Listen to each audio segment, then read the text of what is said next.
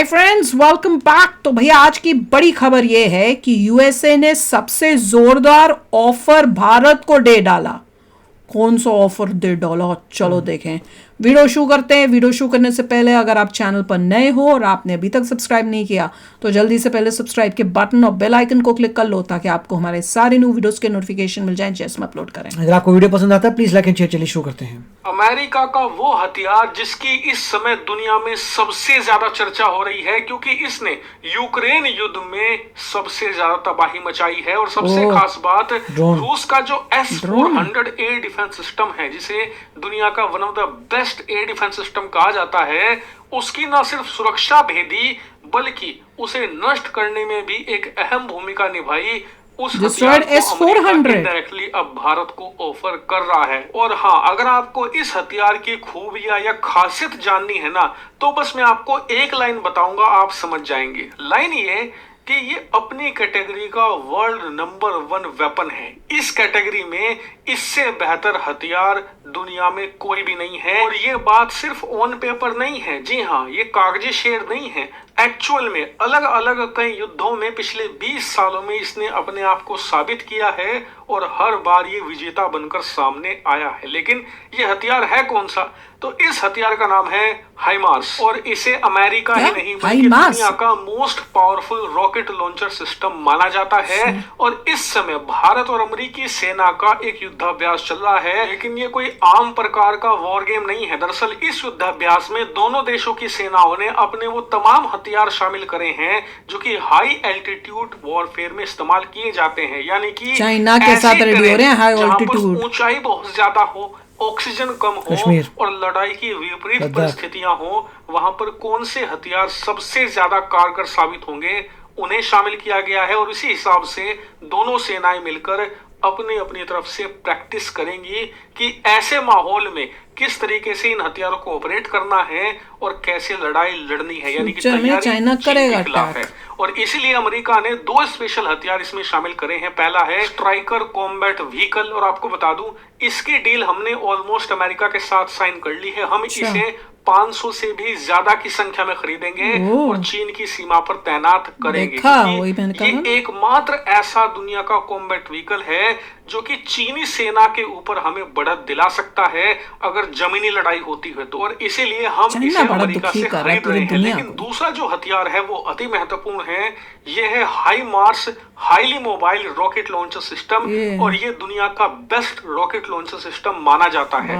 इसकी पावर के हिसाब से भी, इसकी मोबिलिटी के हिसाब से भी और ओवरऑल इसकी जो टेक्नोलॉजी है, जो इसकी एडवांसमेंट है, वो यूक्रेन को दिए हिसाब से भी, यानी कि हर लिहाज से ये बहुत ज्यादा अव्वल लेवल का। तो यूक्रेन पैसे दे रहा है कि इसको फ्री मिल रहे हैं? सवाल होगा कुछ फंडिंग है, कुछ फ्री भी है। लेकिन हमारे पास तो खुद का पिनाका रॉकेट बहुत सारी चीजें फ्री भी मिल रही है जो कि बहुत ही शानदार है और अपने आप को यूक्रेन गिर गया तो यूरोप साबित भी कर चुका है। तो अभी यूक्रेन ने अटैक किया मॉस्को पे, पिनाका और उसकी कोई न्यूज़ नहीं कर बहुत रहा। अंतर है, दोनों का काम भी अलग है। मैं आपको समझाता हूँ कैसे। दरअसल सबसे पहले तो जो ये हाइमार्स है ये बहुत ही ज्यादा लाइट वेट है पिनाका के मुकाबले। उदाहरण के लिए हाइमार्स को आप पिनाका का न्यूज़ अभी वीडियो देखा था। पिनाका के लिए आपको 8x8 व्हीकल चाहिए होता है। इसी वजह से हाइमार्स के मुकाबले पिनाका का वजन बहुत ज्यादा होता है। लेकिन ये जानबूझकर किया गया है क्योंकि दोनों के काम ही बिल्कुल अलग हैं। दरअसल हाइमार्स का काम है प्रिसीजन स्ट्राइक करना, यानी कि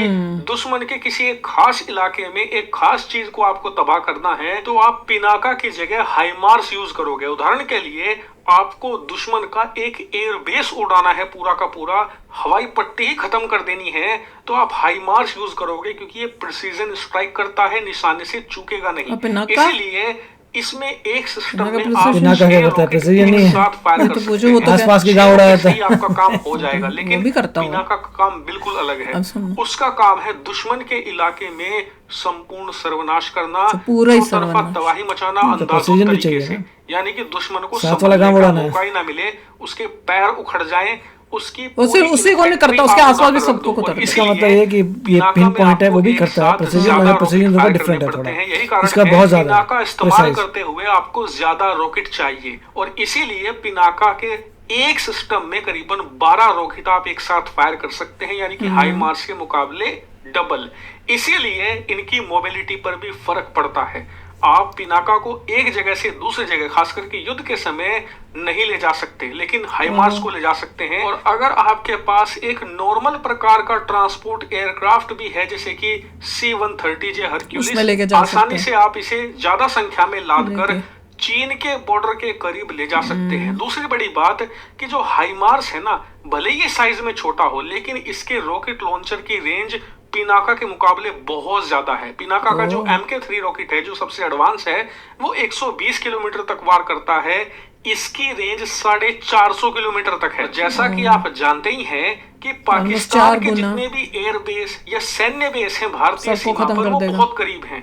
मुश्किल से 50 किलोमीटर, 70 किलोमीटर, 100 किलोमीटर, ऐसे में वहां पर आप पिनाका यूज करोगे। लेकिन चीन के खिलाफ आप पिनाका इस्तेमाल ज्यादा नहीं कर पाओगे कि चीनी सेना के जितने भी बेस हैं, जितने भी ठिकाने हैं, वो सारे आपको 200 किलोमीटर प्लस की रेंज में मिलेंगे। होटान वाला जो उनका सबसे बड़ा बेस है, वो तो 400 किलोमीटर दूर है। इसलिए वहां पर आपको लॉन्ग रेंज वाला रॉकेट सिस्टम बहुत मदद करेगा। लेकिन सवाल यह है कि क्या भारतीय सेना को ये चाहिए? तो देखिए, फैसला वही करेंगे जो भी इसको लेकर खबर आएगी। मेरा काम है महंगे भी बहुत होंगे। हालांकि आप मुझे कमेंट करके बताइए कि क्या भारत को हाइमार्स के लिए जाना चाहिए या फिर इससे दूरी बनाकर फिलहाल पिनाका से ही जैसे तैसे काम चला। भाई खाली पिनाका से काम कैसे चल सकता है? वो पाकिस्तान के लिए यूज करो और ये लेके चाइना के आगे कहने के प्रेसिडेंट का मतलब था, मान लो कि इनका जो यूएस वाला है वो एक बिल्डिंग के पर्टिकुलर फ्लोर पे अटैक ऐसे कर सकता है। पिनाका पूरी बिल्डिंग उड़ाएगा। पूरी बिल्डिंग के साथ वो पूरा शहर, मतलब पूरी बिल्डिंग उड़ा देगा पिनाका। मगर ये जो है एक फ्लोर पे अटैक करना है और दूर भी, क्योंकि पिनाका का रेंज भी कम है। तो हर एक का अपना पर्पस है, दैट्स फाइन। मगर आई डोंट नो लेंगे नहीं लेंगे। मगर अभी डाइवर्सिफाई कर रहा है इंडिया, सिर्फ रशिया से माल नहीं लेता, डिफरेंट कंट्री से, डिपेंडेंस जो है कम हो जाए, हर एक कंट्री पे डिपेंडेंस कम हो जाए। पहले तो सारा कुछ रशिया से ही लिया जा रहा था। कांग्रेस के टाइम में तो सब रशिया था। अब जब से मोदी जी आए, ये चेंज हुआ है कि रशिया से ही नहीं, फ्रांस से भी ले रहे हैं, ऐसा लग रहा है कि ये वेपन्स जो यूक्रेन को दे रखे हैं। यूक्रेन भी उसका बेनिफिट कर रहा है। अच्छा, यूक्रेन की क्या बता रहे थे? अभी न्यूज नहीं आ रही, आनी चाहिए कि यूक्रेन ने मॉस्को पे अटैक किया है। तो पहले तो यूक्रेन ने कर्स्क रीजन लिया था, वो तो ठीक है। मगर यूक्रेन में इवेंचुअली अब ड्रोन्स भेजे हैं, 50-60 ड्रोन भेजे थे, जिसमें से 2-4 ड्रोन सक्सेसफुल हो गए। उन्होंने मॉस्को की एक रेजिडेंशियल बिल्डिंग को उड़ा दी, मतलब उसकी बिल्डिंग पर अटैक कर दिया, एक लेडी की जान चली गई। तो ये सब हुआ है। तो अब रशियंस को नजर आ रहा है कि वॉर जो है रशिया के अंदर आ गई है। पहले तो वो आराम से बैठे हुए थे रशिया वाले, खाली वो तो यूक्रेन के अंदर, हम तो बिंदास हैं, वहां पे कुछ नहीं हो रहा था, डिस्ट्रॉय तो यूक्रेन हो रहा था। अब यूक्रेन ने किया, जब रशिया ने भी अटैक किया था 2-3 दिन पहले, काफी चीजें यूक्रेन की उड़ाई थी। तो उसके रिस्पांस में अब यूक्रेन ने इनसाइड रशिया अटैक किया है और मॉस्को की बिल्डिंग का किया है।